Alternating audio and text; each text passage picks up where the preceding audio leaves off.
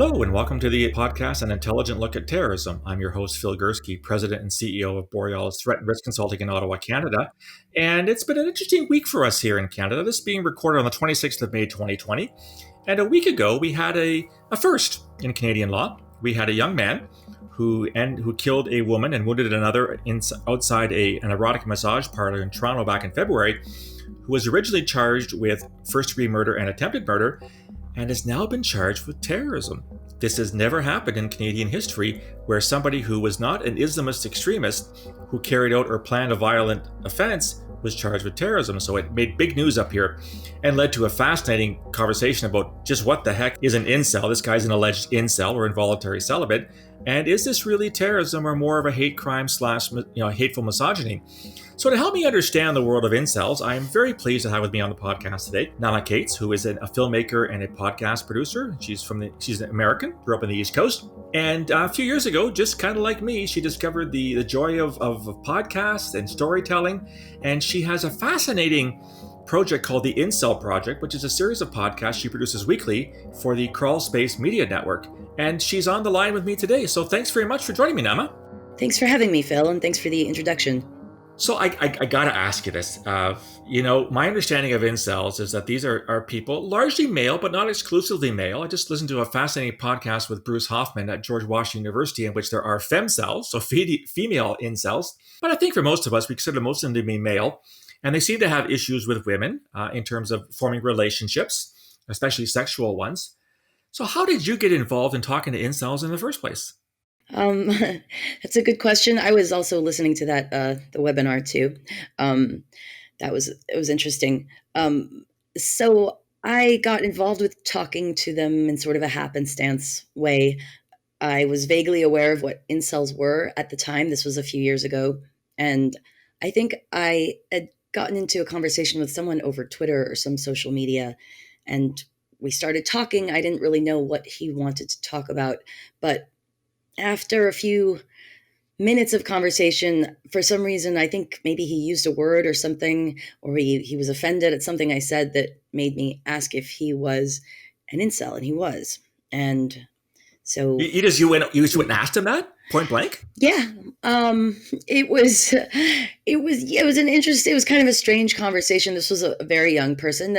When we started talking, I assumed that they were interested in creating content or something like that. And that's why they were reaching out to me, because that's usually the only reason that strangers reach out to me over social media, but they weren't. And their tone was very casual. And I realized, okay, this person's very young, and they were kind of blunt. So normal rules of politeness and conversation were out the window. And I felt like I could ask. Were you surprised at the fact that he was young? And I point to this case in Toronto where the alleged incel is 17 years old. So he's protected under Canadian law. He can't be named. He's a young offender. I don't know. I look back to my time as a teen, as a 17-year-old, and I without getting too much into the details, I'm sure that we were all probably, didn't have as many relationships as we would have liked to at that time. But is it odd for someone that young to take this feeling into the ultimate extreme and actually kill somebody over this? Well, yes. To take it to the extreme and kill someone or commit any kind of act of violence is odd, and it's exceptional, and it doesn't happen often. It hasn't happened frequently with incels. I mean, if you go by the sort of loosest definition of which killers or killings were incel related, there's probably up to, at the very most, a dozen at this time, and that is a lot since 2014. But it's not a lot out of the population of the group. There's tens of thousands or probably more. So it's still quite a low rate. Most of them don't do that. The vast majority, 99.99999%, are not violent. So the vast majority of people who self-identify or are part of this loose movement largely online, I think you'd agree, the vast majority are not violent. Oh yeah, no, not at all. And the vast majority are not even really hateful or as misogynistic as people think. They're young men that are, at that age, people can become very I remember that age, and everything seems like it's, going to be forever. And Hmm. everything's really magnified when you're a teenager. And in our society today, there's a lot of pressure to be cool, to fit in, to be sexual, to be successful in that way. And they're not, and they're lonely. They tend to be very isolated and they don't fit in. A lot of them don't have friends either. Um, you Oh, know, the curse of being a teen. Oh, I'll never get a date. My face will never clear up. I'll never get a job. I'll never finish school. I'll never pass math class. All that kind of stuff. So, is this sort of just a, I don't know, a 2020 manifestation of teenage angst? Would you put it to that? not to downplay it too much or to make light of it, but I think often it is. I mean, it's obviously um, more extreme than that, but I think when you have the internet and you have these forums and these terms available to people at the tip of your fingers, um, I can see it being pretty compelling to find something like this when you're kind of asking questions about why can't I get laid, and this is what comes up, and all of a sudden you feel like you can relate to everything that's said there. I guess you get access to that. I mean, when we were teens, you had access to your inner core of friends, and now you have access to potentially tens of thousands of people online who are Yeah. going to share your concerns and say, "Hey, you're right. You are being mistreated, or they're not being fair to you." So it's almost like a virtual echo chamber. Then, Oh yeah, it's definitely an echo chamber.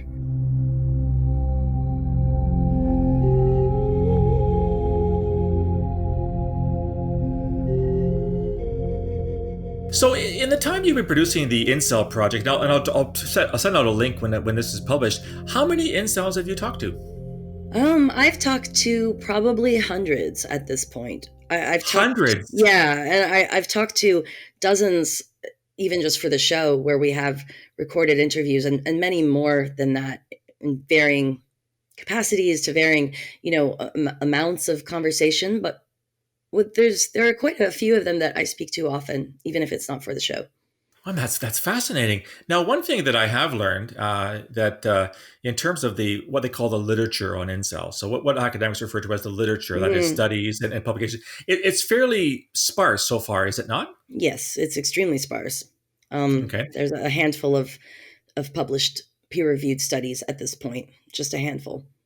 So you might be one of the people in the world who've had the greatest experience actually taking the time to talk to these people, to learn about them, what drives them, what their goals are, why they go online, and why they share their pain. Do you think that'd be an accurate statement? Yes, I do. Okay, so enlighten us. What have you learned about the incel movement? And that's a very unfair question because I'm sure, as you said, the vast majority are not violent. It's a very, very, very small fringe that is violent. And don't get me wrong. I think we should treat the violent fringe with the utmost of scrutiny from a law enforcement perspective. We should obviously, no one wants to see people die because somebody killed them. What have you learned in general about this amorphous movement? Um, well, I would say that some kind of unifying characteristics about them. Um, and it's not a monolith, so there are many people involved in this. They come from diverse backgrounds and they're from all over the world. The ages range, I've had people on the show that are, middle aged, and the vast majority are very, very young. Probably the median age is like 19 or 20. But yeah, there's not. It's not a one size fits all. But I guess to generalize, there a lot of them are quite smart. A lot of them are pretty tech savvy, and they have kind of an ability to, or they want to. They are young men that feel isolated and marginalized, and have some curiosity in them that makes them passionate about these subjects, and want to look at the world rather than just me. And um, they want to fit in. they do want to fit in. They very badly want to fit in, but when they get into that space, the chat rooms and the incel forums and the discord groups, where, like you said, it's an echo chamber, um, they don't talk like they want to fit in, because they found social cohesion now. Some of them for the first time in their lives. They don't have friend groups, they don't have peer groups, but they have this group, and they found this identity in being kind of antisocial, being a misfit.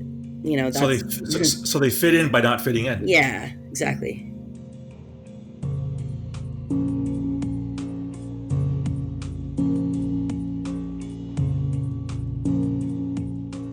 Listen to you talk now. I really am. It takes me back to my days when I worked in the security service, and we were trying to understand why Canadians and Westerners writ large were embracing Islamist extremism and going on to join groups like Al Qaeda and Islamic State. We found there simply was no pattern. There was no Hmm. personal background pattern. There's no education background. There's no intelligence background. There was whatever it was. We couldn't nail. Said, well, a person who exhibits characteristics A, B, and C is more likely to Yeah, become this kind of person. And you would say the same thing for incels then. yeah, definitely. Interesting. So, you talk to these guys, and as I said, some of them could be that sort of very, very thin wedge of the violent fringe. Have you ever felt threatened when you have your conversations with these people? No, I don't. I don't, and I haven't really. Um, Before I had my first conversation with one that I reached out to once I started this project, there was a little bit of excitement. I don't know what this is going to be like, but I didn't feel threatened. I feel like when people come across the material and the rhetoric from the forums, it seems, as we heard in the webinar, they were talking about how unpleasant it is to read, and um, it is, I guess, but maybe I've become a little desensitized to it, or maybe I've just gotten accustomed to their culture and the fact that most of the reprehensible speech is said ironically. It's meant to be shocking. And when you get past that initial outer layer just a tiny bit, even in your first personal interaction, a direct communication with one of them, if it's online or something, that tone changes a lot. And you see this as a human being who just wants to be heard. Now, last time you and I spoke, you said that you actually got a bit of pushback, and not very positive pushback, by people who thought you shouldn't be talking to these guys. You're actually giving them a forum. Can you talk a little bit about that? Oh, yeah. I continue to.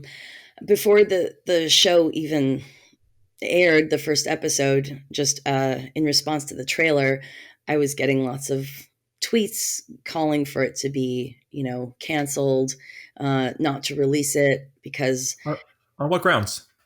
platforming dangerous misogyny. Oh. Yeah. Giving a voice to hateful, whatever. And it continues to come in. I do get hate mails and horrible reviews, Mhm. frequently. Really? Yeah, Really? And yet, it stands to reason that you can't understand a phenomenon unless you study it. And in order to study it, you have to go back to primary data, right? absolutely. Yeah. I mean, in many ways, what you're doing with this project, it kind of reminds me again of my days in Intel, where you collect raw intelligence, whether it's from a human source or a technical source, and you assess it for its reliability. Is it true? Is it fake? Because there's all Hmm. kinds of fake info out there, and then you read it to understand what the bad guys are planning to do. It doesn't seem like there's anything different than what you're doing than what I used to do. Yeah. I would like to think so.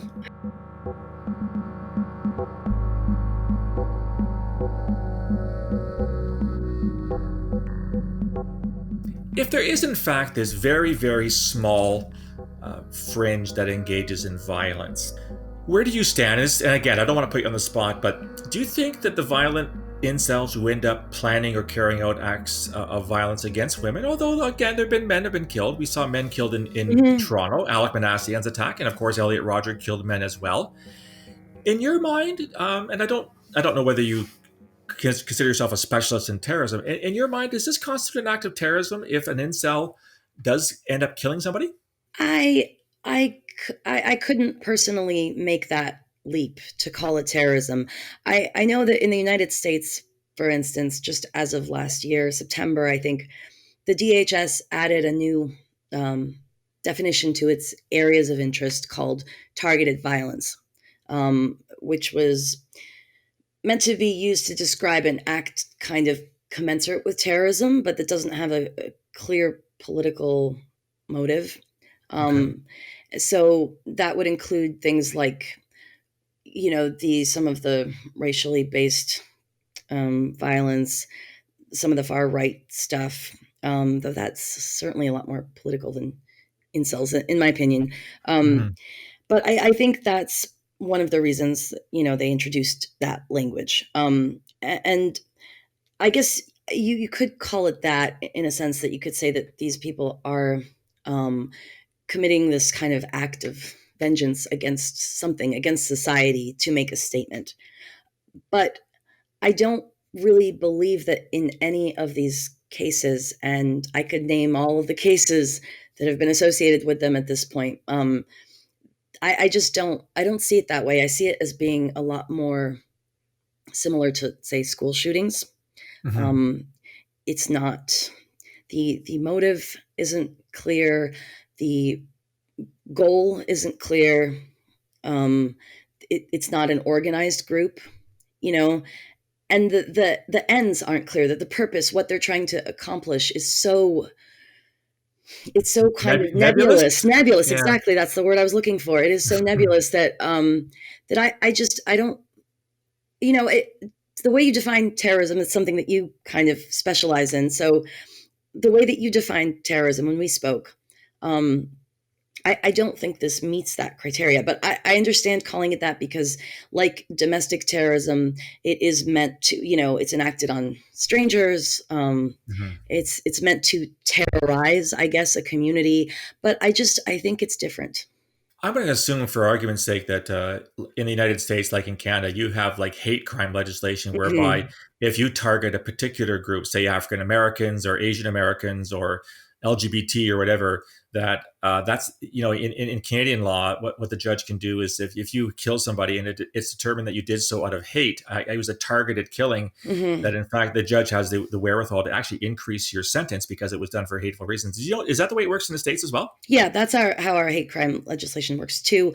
Um, I don't know that this would meet that either, because for a hate crime to, be a hate crime, the victims have to be um, selected deliberately based on something to do with their identity, right? And Right. a lot of the incel, quote unquote, incel killings are indiscriminate. They're just whoever was there. So it could, in fact, be that maybe one of the best strategies going forward from the prosecution's perspective, if obviously, if I kill person A, that's a fairly definable fact. That there's not a lot of Hmm. controversy that I pulled the trigger or plunged a knife into someone's chest. Yeah, I think one of the problems or one of the concerns I have is that if you charge someone with terrorism, you've got to prove motivation beyond a Yeah. reasonable doubt. And if you can't do that, then it calls into question whether or not the case is going to succeed. So that's sort of one of the arguments I've been putting forward. um, you talked about we were talking about whether to call this terrorism, and you and I spoke before, and you talked about school shooters, for example. Hmm. And there's a policy, I think, especially in your country, less so in my country, but it's sometimes there, to not name these people for fear of giving them notoriety. Do you feel that the same way about incel killings? I feel the same way about all these kinds of Mm. killings. I told you that I've spoken to Jim Yacone, who was one of the special agents on the Aurora 2012 Right, Aurora movie theater shooting, and I in think, Colorado. yes, exactly, the Batman opening. I think that that's when the first time they decided to, use that to not name them for the very specific purpose of not glamorizing them, not glorifying them. Um, and I think that's a really good policy. If I didn't cover these killers so specifically for the show, I would try to, adhere to it. I still do, kind of, because I feel that the media attention and the notoriety that is granted these killers is part of the motivation for it with these kinds of shootings. Now, last time you and I spoke, Nama, you actually indicated that you'd seen some evidence in the work that you've done that by calling it terrorism, some of these guys saying, yeah, we finally made it to the big time. People finally notice what we're doing and we're getting some kind of, it's almost like a boost in their ego. Is that something that you've seen? Yeah, absolutely. I mean, they have a very active forums. They're very quick on the news. And so whenever something happens, there's a lot of, you see kind of all the chatter about it, and you get a good sense of what the opinion is in the community. And it varies. A lot of them, usually kind of the older ones and the moderators, the ones with more responsibilities, are, they don't want to be associated with terrorism. They understand the possible implications legally and otherwise, and they kind of are trying to push back against that and against the image of them as being violent killers, which most of them are not. But a lot of them are kind of like, yes, they talk about the Isla Vista shooting and Right. say how if that wasn't made into this scary story about this is now some kind of new terrorism that we don't know anything about, if they didn't get this attention, this gravitas, then nobody would know who we are. And this is a population that already feels small and unseen and often weak. These are the betas, the beta uprising. These are the beta males, so they don't feel tough. And, that's something that they probably enjoy a little bit.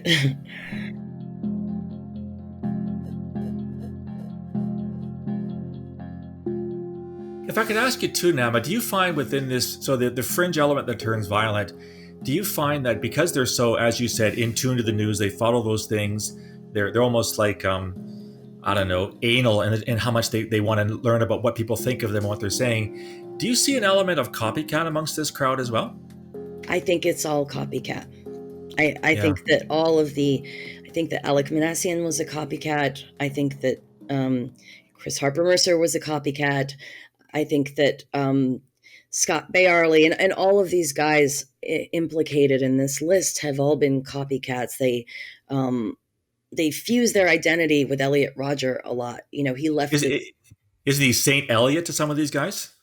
Yeah, and most people, again, vast majority, almost everyone that I've spoken to say that ironically because they know people are looking, and it's kind of a way to intimidate the normies, the outsiders. Hmm.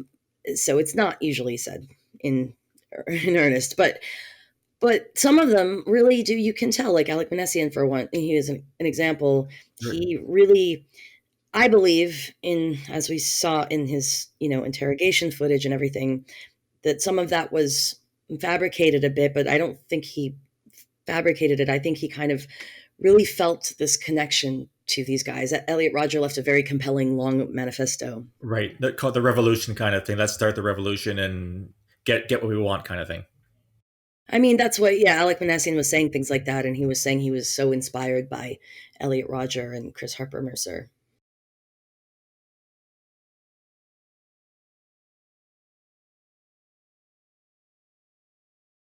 So, in your estimation, having done this for a number of years, having talked, as you say, hundreds of these incels, the vast majority of whom are just the kids that want to talk or people that want to talk to people and are having issues with relationship formation, things like that. How worried should we be about the violent fringe of the incel movement?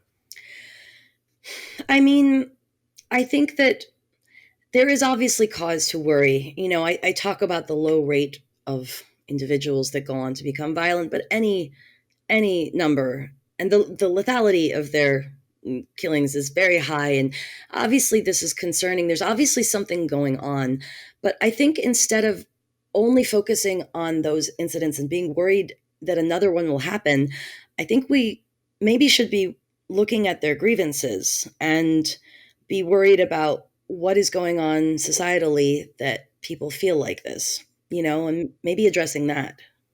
If I can also draw another analogy, there's something similar in terrorism, sort of from a government perspective. Obviously, those that are planning attacks, you have to identify and neutralize before they do it. But Hmm. it's this big field about identifying those who are on the pathway to Yes. radicalization, whatever Yes. that's supposed to mean, and to try Hmm. to get to them before it gets to that violent fringe. Would you advocate something similar amongst the vast majority of incels who are nonviolent to sort of help them with whatever help they need before that very, very small number reach that violent end? Definitely. Yeah.